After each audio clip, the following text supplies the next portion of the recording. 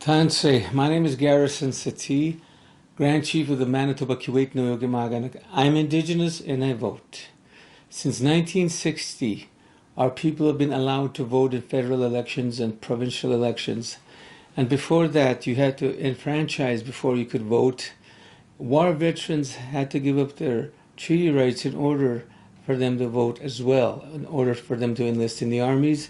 And in order to vote, you had to give up your treaty status. But nowadays, we can vote as treaty citizens, and also we can vote as Indigenous people. We need to take advantage of this time, because if we don't vote, our priorities and our concerns will never be addressed in a way that is meaningful. So I want to encourage everyone in our territory, please go out and vote, because your vote matters. Your participation in this election process is very critical, because if we don't show up at the polls, people will think that we don't care what happens.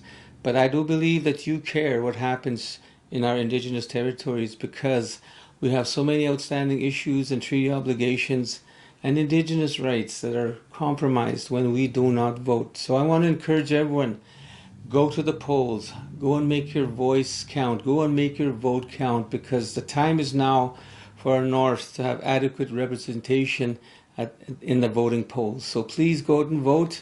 I look forward to seeing the high number of voting coming from our territory. Last time we had 51% of our Indigenous people voting in these federal elections, but let's raise that number. Let's go out and vote and show the people that our vote matters. Egusana, ginanaskomitnawa.